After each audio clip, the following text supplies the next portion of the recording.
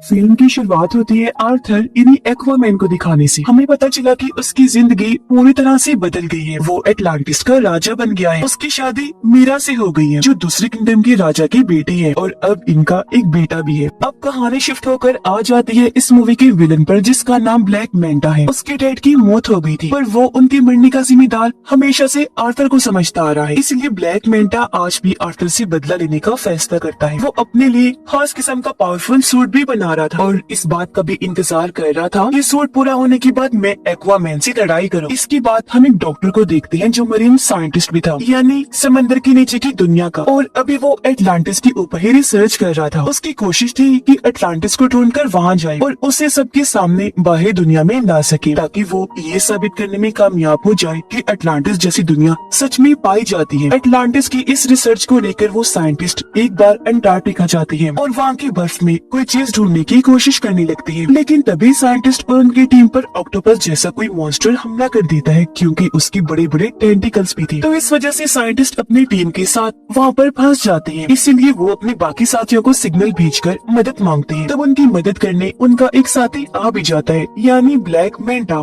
ये लोग मिलकर काम कर रहे थे। यहाँ आने के बाद ब्लैक मैंटा साइंटिस्ट और उनके साथियों की जान तो बचा लेता है, लेकिन वो खुद यहाँ रिसर्च करने लगता है, जिसके लिए वो बर्फ के और नीचे जाने लगा। काफी गहराई में आने के बाद उसे टूटा हुआ ब्लैक ट्राइडेंट दिखता है, और अब जैसे ब्लैक मैंटा टूटे हुए ट्राइडेंट को उठाकर जोड़ता है तो उसे इसका असली मालिक नजर आने लगता है, जिसका नाम कॉर्डेक्स था। ये काफी चालाक खतरनाक लग रहा था। वो ब्लैक मैंटा की यादों में कहता है कि तुमने क्योंकि मेरा टूटा हुआ ट्राइडेंट जोड़ दिया है, इसलिए अब तुम बहुत ताकतवर बन जाओगी, साथ ही अपने दुश्मन एक्वामैन से बदला भी ले पाओगे, और तो और हर वो चीज तुम कर सकते हो जो तुम करना चाहते हो। अब पता चला कि दुनिया की सूरत हाल काफी खराब हो गई है, क्योंकि ग्लोबल वार्मिंग इतनी बढ़ गई है कि सुनामी और सैलाब वगैरह आती रहती हैं। इस वजह से बाहरी दुनिया के साथ साथ समंदर की दुनिया में भी काफी मुश्किलात आ रही हैं, क्योंकि इस सारी सूरत हाल की वजह से समंदर के क्रिएचर्स धीरे धीरे मरते जा रहे हैं। सब कुछ देखते हुए अटलांटिस की काउंसिल्स की मीटिंग होती है, जिनमें आर्थर भी शामिल था। यह आर्थर सब काउंसिल्स के सामने ये ऑफर रखता है कि हमें मिलकर बाहरी दुनिया के लोगों से बात करनी चाहिए और अपनी एडवांस टेक्नोलॉजी को उनके साथ शेयर करना चाहिए, बांटना चाहिए, ताकि इस तरह बाहरी दुनिया भी तरक्की कर सके और फिर वो हम लोगों की भी मुश्किलात को हल कर सके। पर जाहिर सी बात है, कोई भी इस बात पर राजी नहीं होता। सभी काउंसिल्स मिलकर कहते हैं कि ऐसा नहीं हो सकता।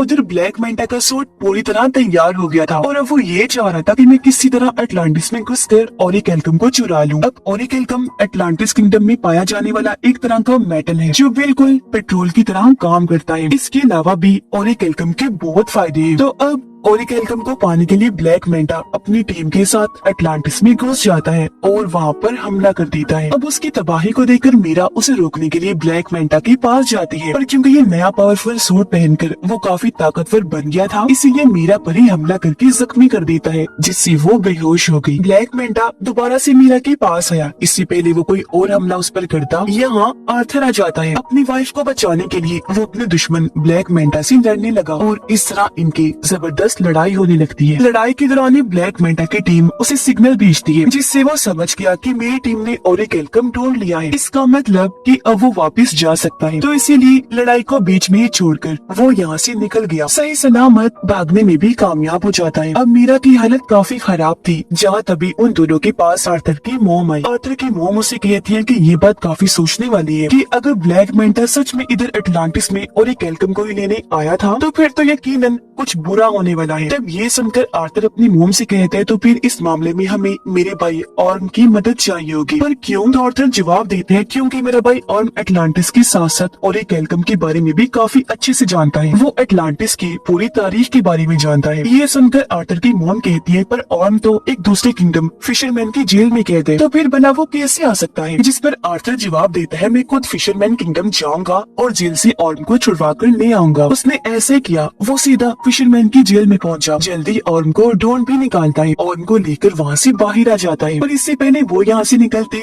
ऑर्म को फिशरमैन किंगडम के गार्ड्स घेर लेते हैं ऑर्म की हालत अब काफी खराब हो गई है, क्योंकि यहाँ उसे ठीक से खाना नहीं दिया जाता था, जिस वजह से उसका जिस्म काफी कमजोर हो गया था। पर जैसे ही बाहर आई और समंदर का पानी इसके जिस्म को लगा, वो पहले की तरह सेहतमंद और ताकतवर बन जाता है। उसके पास पहले जैसी पावर्स भी आ जाती है। इसलिए ऑर्म अकेला ही गार्ड से भिड़ गया, उन पर भारी पड़ता है। एक ही झटके में सभी गार्ड्स को मार के रख देता है, जिसके बाद दोनों भाई यहाँ से निकल जाते हैं। रास्ते में बातें करते करते दोनों एक दूसरे को अपनी अपनी जिंदगी के बारे में बताते हैं। आर्थर ऑर्म से कहता है कि मैं अटलांटिस का राजा बन के थक गया हूँ, अब मुझे इस काम में बोरियत होने लगी है। लेकिन ये सुनकर ऑर्म को काफी हैरत हुई। वो आर्थर से कहता है कि जिस राजा की गद्दी को पाने के लिए मैंने भी बचपन से कोशिश की कि मैं राजा बन जाऊँ, पर वो गद्दी तुम्हें मिल गई, जिस गद्दी की तुम्हें कोई परवाह भी नहीं है। ये बात तो काफी अजीब और कमाल की है। जिसके बाद ये दोनों सीधा किंगफिश के पास गए और उससे ब्लैक मेंटा के बारे में पूछने लगते हैं, जिस पर किंगफिश दोनों को जवाब देता है कि ब्लैक मेंटा तुम दोनों को एक आइलैंड पर मिल सकता है, जो आइलैंड साउथ एरिया में है। और अब ये सुनकर दोनों भाई साउथ एरिया की तरफ निकल जाते हैं उस आइलैंड पर जाने के लिए। पर यहाँ पर उन्होंने देखा कि पूरा आइलैंड ही बदला हुआ है। ऐसा लग रहा है जैसे ऑरिक एल्गम को जलाकर उसका धुआं यहाँ फैला दिया गया है, जिससे यहाँ के पेड़ पौधे,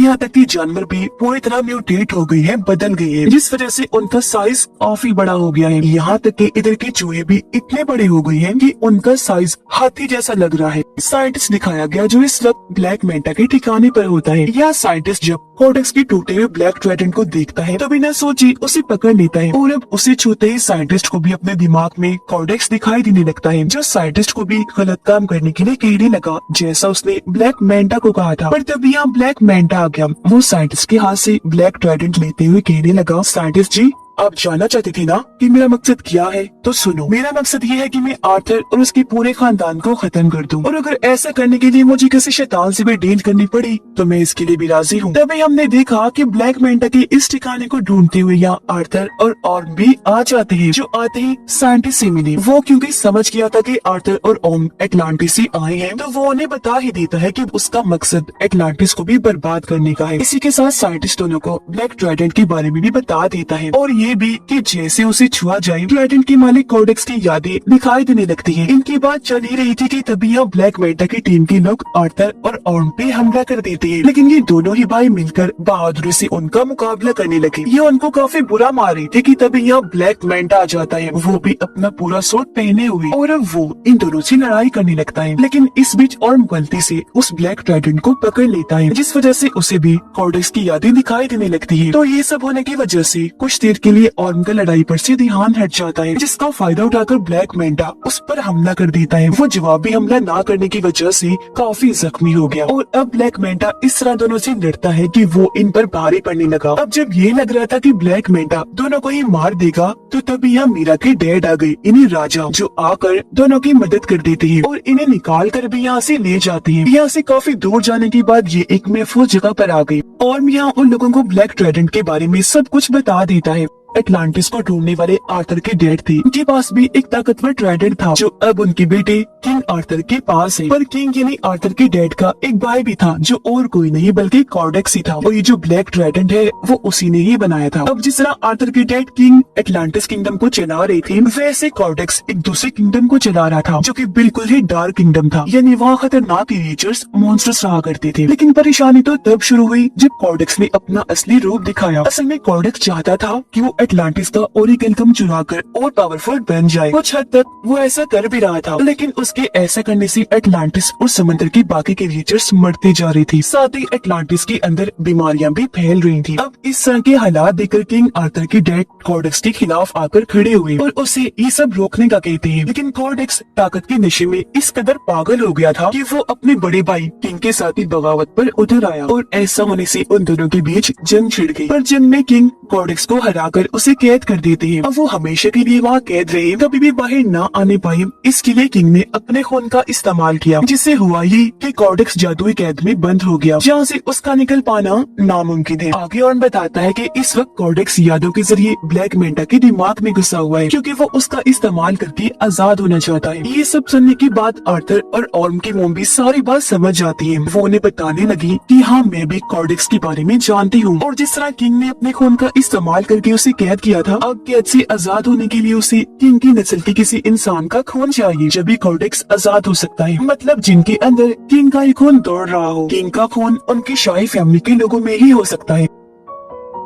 ये सब सुनकर आर्थर समझ जाता है कि मेरी बेटी की जान खतरे में है, क्योंकि जाहिर सी बात है ब्लैक मेंटा के लिए सबसे आसान टारगेट उसका बेटा ही था, जिसे वो बआसानी खत्म कर सकता था। इसलिए वो फौरन अपने घर आ गया। देखता है कि वहाँ सब कुछ तबाह हो गया है, घर जल रहा है, बच्चा यहाँ से गायब है, साथ ही वहाँ एक आदमी जख्मी पड़ा है। पूछने पर आदमी बताता है कि ब्लैक मेंटा यहाँ आया था, ये सारी तबाही उसी ने ही मचाई और वही तुम्हारी बेटी को ले गया है, जिससे साफ जाहिर हो गया कि आर्थर का शक बिल्कुल ठीक था। इसीलिए अब आर्थर और ऑर्म दोनों मिलकर उसकी बेटी को बचाने के लिए जाने लगते हैं। पर उससे पहले इनकी मॉम दोनों को समझाती है कि हमेशा मेरी एक बात याद रखना कि तुम दोनों एक दूसरे के भाई हो, चाहे कुछ भी हो जाए तुम्हें एक दूसरे का साथ देना ही है। सीधा ब्लैक मेंटा के ठिकाने पर आकर वहाँ हमला कर देते हैं, लेकिन इन पर भी एक काफी बड़ा मॉन्स्टर हमला कर देता है, जिससे बाकी तो बच गए, लेकिन उसके सामने मीरा के डैड फंस जाते हैं। तब ऑर्म जाकर उनकी मदद करता है और मॉन्स्टर के जंगल से उन्हें निकाल लेता है। ये देखकर मीरा के डैड समझ गए कि जिस ऑर्म को मैं हमेशा से गलत समझ रहा था वो तो काफी अच्छा इंसान है। अंदर ब्लैक मेंटा के पास आर्थर का बेटा होता है। यहीं पर साइंटिस्ट भी था जो उस छोटे से बच्चे को देखकर बचाने का सोचता है, इसीलिए बच्चे को उठाकर यहाँ से भागने लगा। पर ब्लैक मेंटा जो उसे देख चुका था साइंटिस्ट पर हमला करके उसे जख्मी कर देता है और बच्चे को छीन लेता है। और अब जैसे ब्लैक मेंटा उसके बच्चे को मारने के लिए आगे बढ़ा, तभी यहाँ पर आर्थर आ जाता है जो उसे लड़ाई के लिए चैलेंज करता है। इनकी लड़ाई तो पहले काफी जोरदार हुई, लेकिन तभी यहाँ ब्लैक मेंटा आर्थर पर भारी पड़ने लगता है। इसकी वजह ये थी कि वो ब्लैक मेंटा नहीं बल्कि उसके अंदर कोर्डेक्स था, क्योंकि वो पूरी तरह उस पर हावी हो गया था। पर इस बीच मौके का फायदा उठाकर मीरा अपने बच्चे को लेकर यहाँ से भाग जाती है, लेकिन तभी उसे जाते हुए ब्लैक मेंटा देख लेता है। वो अपने ब्लैक ट्राइडेंट से उस पर हमला कर देता है, लेकिन इससे पहले कि ट्राइडेंट मीरा को लगता